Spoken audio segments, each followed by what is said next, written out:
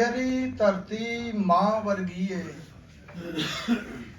मेरी धरती मां वर्गी है, बोड़ दी ठंडी छां वर्गी है।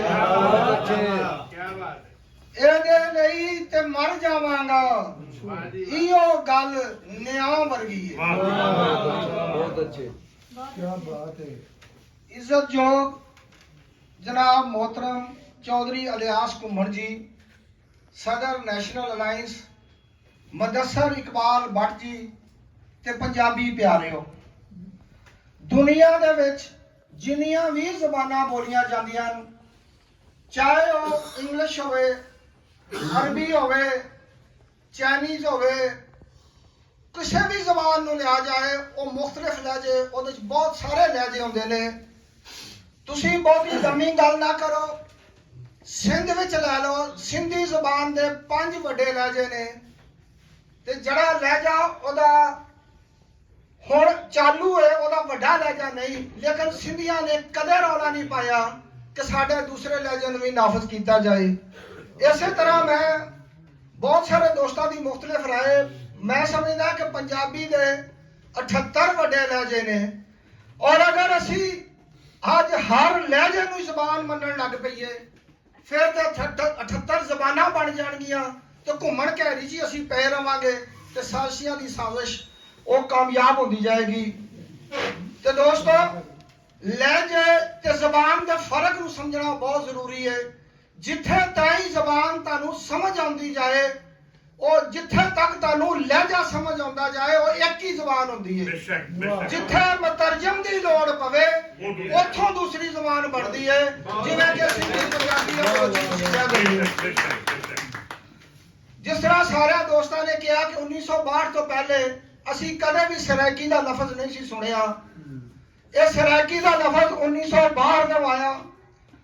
इसे मुल्तानी लहजे नूं ही सराइकी कहना ना दोस्तों ने शुरू कर दिता, जबकि मुल्तानी लहजा जिन्हों असी पंजाब का लहंगे वाला लहजा कहते हैं, ਉਹਦੇ ਵਿੱਚ ਦਾਲ ਤੇ ਡਾਲ ਦਾ ਫਰਕ ਨੂੰ ਕੱਢ ਦਿਓ ਕਿ ਇੱਕੋ ਹੀ ਗੱਲ ਹੁੰਦੀ ਹੈ, ਜਿਹਨੂੰ ਇਹਨਾਂ ਨੇ ਸਰਾਇਕੀ ਬਣਾ ਦਿੱਤਾ।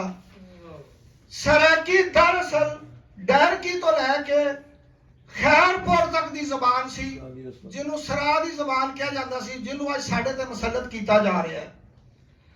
ताज महमूद लंगा ते ज़हूर दरीचा जड़े बड़े बड़े चैंपियन सराइकी दे बने फिरदे ने, मैनू सिर्फ एक गल दा जवाब दिओ, क्या उन्होंने 1962 जलाम होया सी कि एक सराइकी जबान जबाना की तारीख ते हजारा साल लखा साल पुरानी होंदी है, जिवें कि पंजाबी की जबान तकरीबन 10,000 साल पुरानी है। हड़प्पे तहजीब की जबान भी पंजाबी जबान सी, इत्थों दे जम्मण वालियां दी जबान पंजाबी सी, जिहदी बहुत लंबी चौड़ी तारीख है। इसे तरह अगर तुसीं गल करो तो सिंध नूं कदे जनूबी सिंध नहीं कोई कहंदा, बलोचिस्तान ते कदे जनूबी बलोचिस्तान नहीं होया।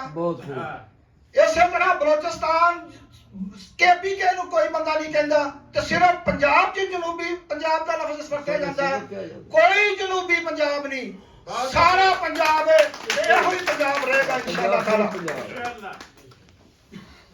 इस तरह पंजाब के तुसी जिन्ने भी टोटे करोगे, ये साजिश अज तो नहीं शुरू, इसकी तारीख बड़ी लंबी है, फरंगियां तो लैके हुण तक आओ, अगर बोलिए तो बहुत लंबा काम जाएगा। सानू सारे दोस्तों को चाहिए है कि एक मुठ होके इहदे खिलाफ बोलना चाहिए। तो दूजी गल इत्थे सारे दोस्तों कहा, बहुत अच्छी गल की कि इहनूं सियासी मसला बनाना चाहिए। मैं कहना कि इहनूं सियासी ते अवामी मसला भी बनाओ, और सियासतदानों नूं मजबूर करो कि अपनी जबान तुहानूं वापस दे देण।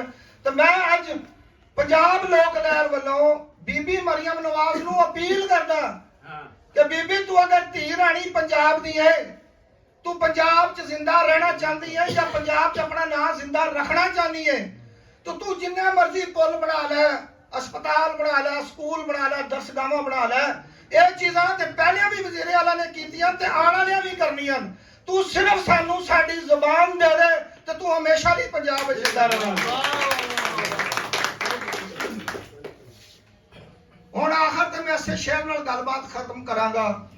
दसो धरती मां दा की कसूर, दसो धरती मां दा की कसूर, पंजाब दी वंड ਨਾ ਮਨਜ਼ੂਰ ਨਾ ਮਨਜ਼ੂਰ।